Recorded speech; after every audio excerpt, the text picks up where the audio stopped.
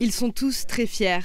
En découvrant le journal ce matin, Josette, la grand-mère de Mathieu, est un peu émue. Hier, son petit-fils a été sacré champion du monde de ski en parallèle, mais ce n'est pas son premier exploit. Cette photo, c'est quand on est allé le voir courir à Zolden.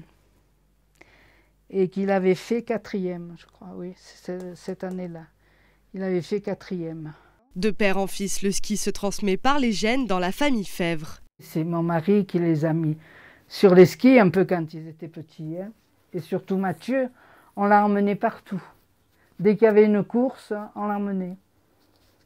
N'importe où, c'était. On a fait toutes les stations, on a connu toutes les stations.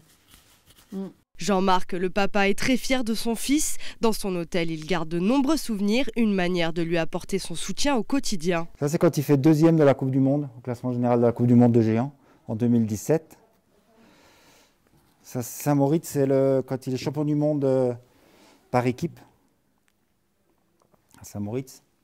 Et ça, c'est le dossard de l'année dernière, il fait 2e à Zolden.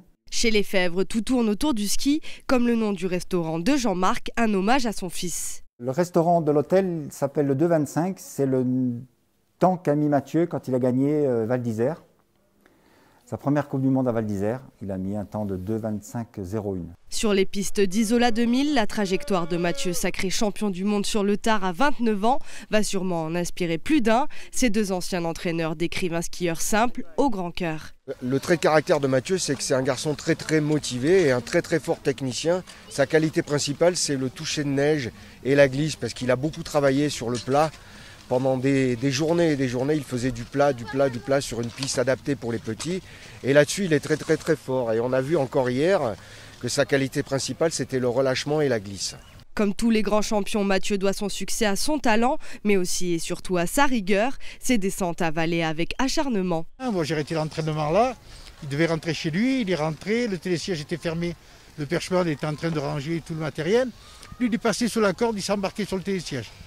Et puis après, il est resté coincé, donc il a dû sauter et tout, donc c'était quand même assez épique, quoi. Mathieu Fèvre est le premier champion du monde de ski azuréen, le premier champion du monde de parallèle de l'histoire. Une sacrée fierté pour le président des clubs des sports d'Isola. On veut lui dire tout d'abord bravo, bien évidemment, bravo, un énorme bravo.